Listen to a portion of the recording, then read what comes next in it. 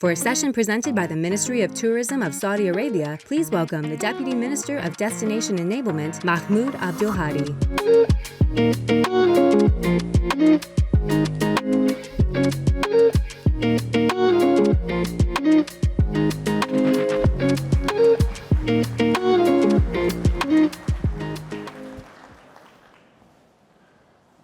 Good morning.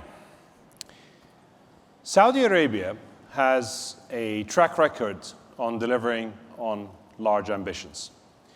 In the 1970s, we decided that we were going to diversify our sources of income in hydrocarbons from just pure extraction to the downstream value add.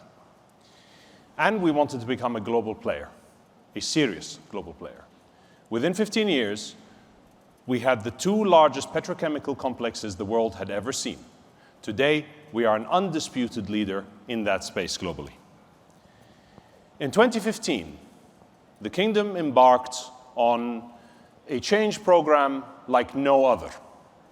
It's called Vision 2030. Some of you may have seen the interview with our Crown Prince, His Royal Highness Prince Mohammed bin Salman last week, where he outlined the three key pillars to that vision.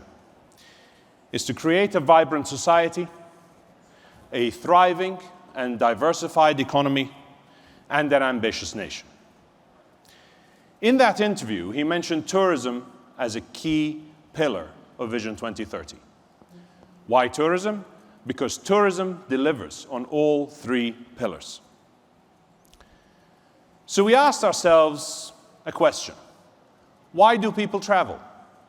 People travel to discover geography, to discover culture, food. They travel to do business. They travel for religious purposes. We looked at why people historically traveled to the kingdom, and we saw that people primarily traveled for business and religious purposes.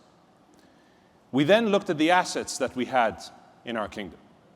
We have the stunning deserts, the lush mountains in the south, the pristine coral reefs on the Red Sea, snow in the north. Incidentally, we're hosting the 2029 Asian Games. In addition to that, we have a culture and heritage that extends thousands of years. And probably the most important asset we have, our people. We have a generous people, a hospitable people who are always welcoming. All the building blocks to build a tourism industry are there. So let me show you some of what we have to offer in this short video.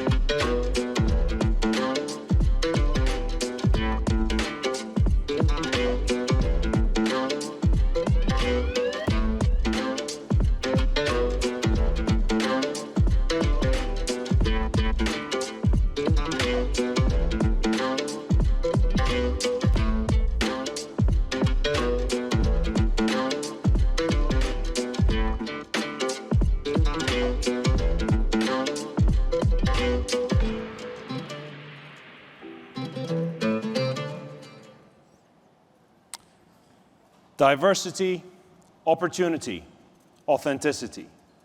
These are the three building blocks for the Saudi tourism space. Vision 2030 set us three main goals. The first is to become a top destination globally by attracting 100 million visits by 2030.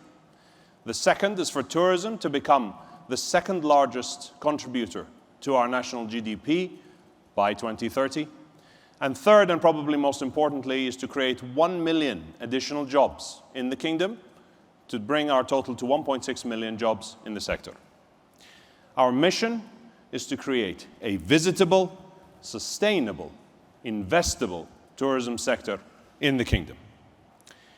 And on the eve of World Tourism Day, which is being hosted in our capital, Riyadh, where all the globe's policymakers in the sector have gathered, I'm going to tell you how we plan to achieve our goals. The first thing we did was we created a new ecosystem. Centered around the ministry, we created the Saudi Tourism Authority, who acts as our tourism board.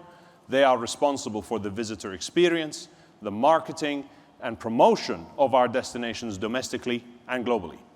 We created the Saudi Tourism Development Fund with the aim of funding and finding funding solutions for the private sector to invest in what is a new economic sector in the kingdom.